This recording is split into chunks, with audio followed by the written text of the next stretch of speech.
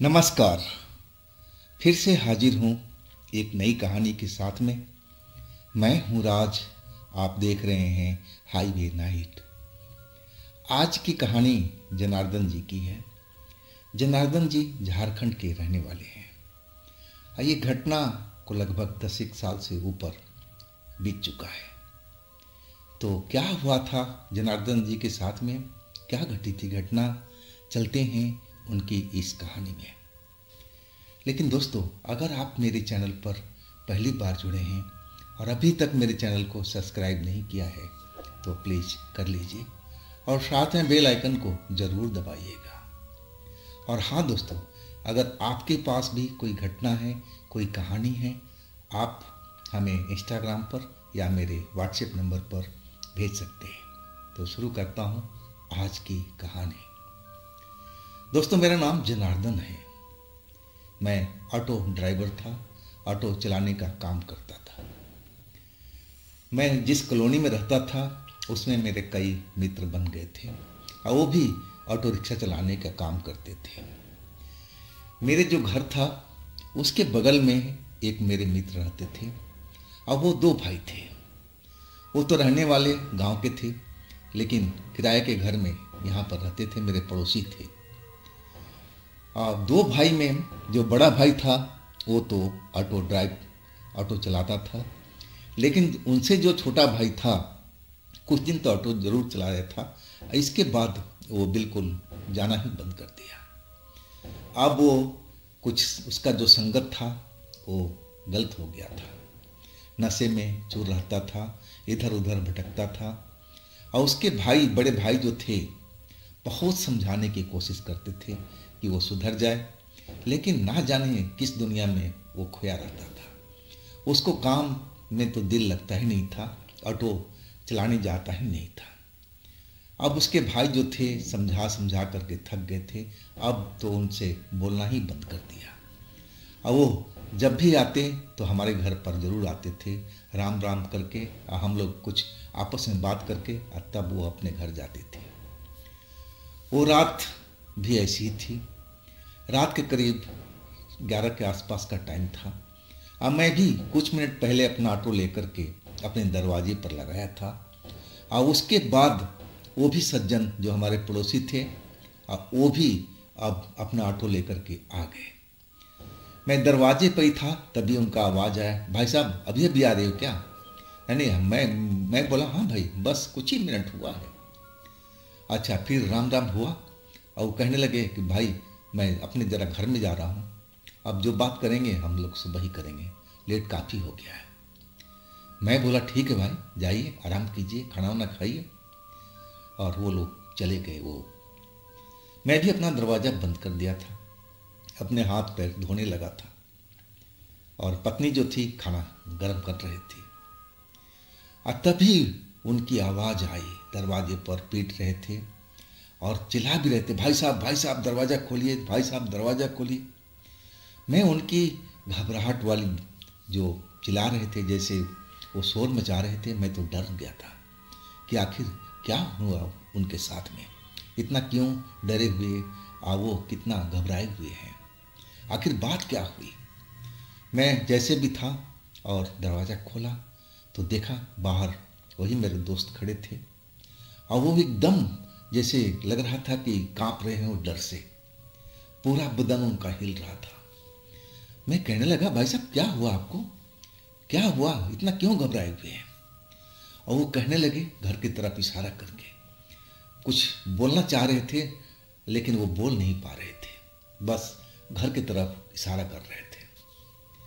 मैं कुछ समझ नहीं पा रहा था। उनके घर में तो सिर्फ उनका छोटा भाई था जो नशे वशे में रहता था।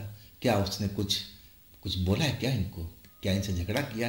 लेकिन वैसा तो लड़का था नहीं, बस वो तो ऐसे ही था, नशे पानी में रहता था और किसी से फालतू बात भी नहीं करता था। तो आखिर उसने क्या कर दिया है?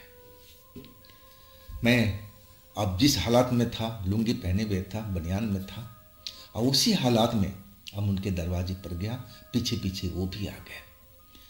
दरवाज़ा खुला हुआ था, दोनों पल्ला अलग था और कमरे के अंदर में जो उनका छोटा भाई था वो एकदम लग रहा था कि कहीं मर तो नहीं गया है, ऐसे ही पड़ा हुआ था।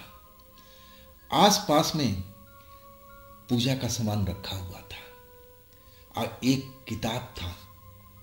वो किताब था कोई जादू का। मैं देखा, उस पर लिखा हुआ था जादू का किताब। अब तो मैं देखते ही समझ गया यदि तो मामला बड़ा गलत है। ये जरूर इनका भाई कोई साधना कर रहा था, कोई काला जादू सीख रहा है या कोई साधना कर रहा है, ना जाने क्या कर रहा होगा। अब मैं तो एकदम देख करके मैं भी डर चुका था। जिस पोजीशन में पड़ा हुआ था मुझे नहीं लग पा रहा था कि वो जिंदा भी होगा।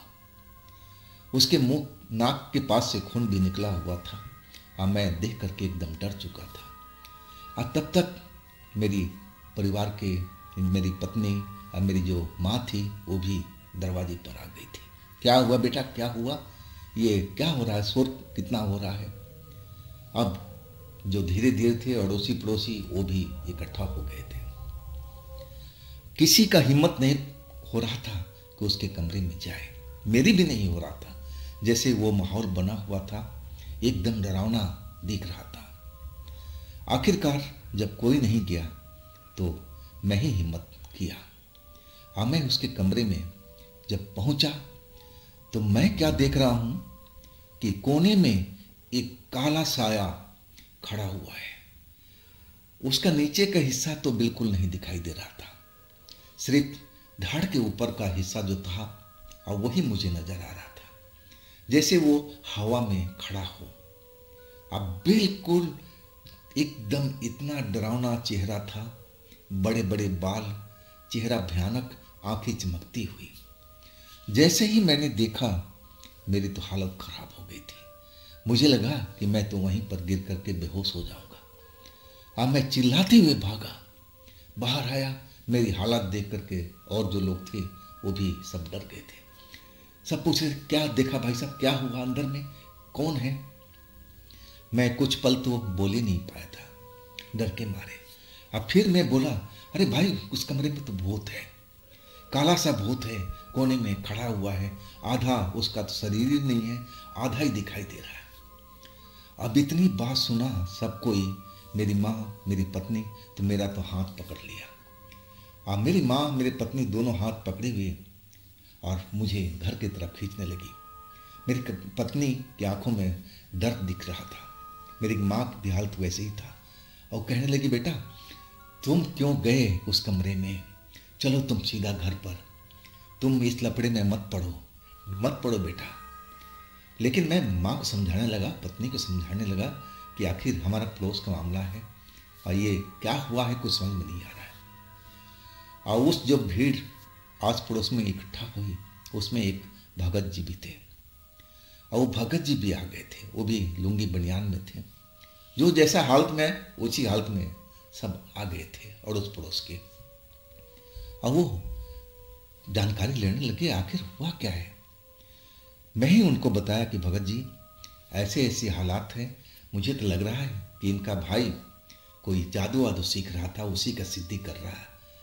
अंदर में पता नहीं बेहोश है या मर चुका है और भूत खड़ा हुआ है कोने के अंदर में। भगत जी इतनी बात सुने तो वो भी थोड़ा सोच में पड़ गए थे। अब फिर वो अपना हिम्मत दिखाया। आखिर तो भगत थे, तंत्र का जानकार थे। अब वो कमरे में चले गए। और इसके बाद वो कुछ देर के बाद में निकले। अब फिर हमारी तरफ उन्होंने देख करके बोला कि पहले कुछ पानी का व्यवस्था करो, इसके चेहरे पर डालना है, होश में लाना है, ये जिंदा है, बेहोश है लड़का, और घबराने की बात नहीं है, अब इस कमरे में कोई भूत नहीं है। मैंने भगा दिया उसको। इतनी जल्दी सब कैसे हो गया। आखिरकार वो तो भूत ही था। अब फिर उस लड़के को होश में लाया गया। उसकी हालत बहुत खराब थी, बहुत डरा हुआ था। वो आंखें खोल रहा था और फिर डर करके आंखें बंद कर लेता था। अब भगत जी उसके झाड़ फूक में लग गए थे। वो जो भूत था इस लड़के के ऊपर में सवार हो गया था। भगत जी पूछ रहे थे कि तू कौन है, कैसे आया। तो वो लड़का कभी देखने लगता था भगत जी की तरफ में, अब फिर अपनी आंखें बंद कर लेता था। अब फिर भगत जी जब उसको डांटते, कुछ मंत्र बोलते, तब वो बोलने लगा कि मैं इसके बुलाए पर आया हूँ, मैं तो अपने जहाँ था, मेरा स्थान था, मैं तो वहाँ पर था, इसने बुलाया है हमें। अब फिर भगत जी उसको समझाने लगे कि देखो भाई, बच्चा है, कहीं से किताब गलती से मिल गया होगा और उसको मालूम नहीं कि कैसे सिद्धि किया जाता है। भाई आप जहाँ से आए हो वहीं चले जाओ। बड़े प्रेम से वो भगत जी उस भूत से ट्रीट कर रहे थे। उस लड़के के माध्यम से, जो लड़का था उसी के अंदर में वो भूत की आत्मा थी। लेकिन वो भूत बहुत परेशान कर रहा था। कभी बोलता हाँ मैं जा रहा हूँ, लेकिन थोड़ी देर के बाद भगत जी बोलते तो फिर वो वापस आ जाता था। 2 घंटा लगा था भगत जी को उसको शरीर से भगाने में। और तब जाकर के भगत जी अपने घर से कुछ पूजा का सामान लाए और पूरा घर को उन्होंने शुद्ध किया। अब फिर वो लड़का होश में आ गया था। और तब तक तो सुबह के 3 बज चुका था। जो हम लोग पड़ोसी थे सब यही सब में देखते रह गए थे। आखिरकार जो उसके बड़े भाई थे, अब उस लड़के को डांटना शुरू किया। जो भी था, मैं भी डांटा था, भगत जी भी डांटे थे कि तुझे ये किताब कहाँ से मिला, अब मिल भी गया तो तुझे अनुष्ठान करने की क्या जरूरत थी। देख लिया ना इसकी करतूत, तू मरने से बचा है, वो भूत तुझे छोड़ता नहीं। जिसको तू बुलाना चाहता था ना, शायद वो तो नहीं आया, लेकिन उसके बदले में देख कितना भयानक भूत आ चुका था। अब वो लड़का एकदम माफ़ी मांगने लगा था सभी से कि आज के बाद में ना तो मैं नशा करूँगा, ना कोई गलत काम करूँगा, मैं सीधा जो भैया कहेंगे मैं वही करूँगा। और उसके बाद वो लड़का बिल्कुल सुधर सा गया था। लेकिन मैं पहली बार देखा था किसी भूत को। मैंने इतना भयानक चेहरा कभी जिंदगी में नहीं देखा था। लेकिन उस लड़के को तो अकल आ गई थी, लेकिन देरी से आई थी, ठोकर खाने के बाद में आई थी।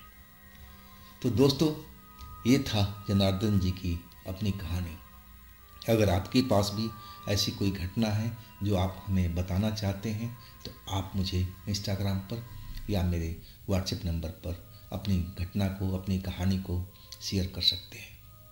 और हाँ दोस्तों, ये भी चैनल आप ही का है, तो इसको भी आपकी प्यार की ज़रूरत है। लाइक कीजिए, सब्सक्राइब कीजिए, शेयर कीजिए। और फिर हम मिलते हैं अगले रोज़ एक नई घटना में। आप लोग अपना ख्याल रखिएगा। नमस्कार।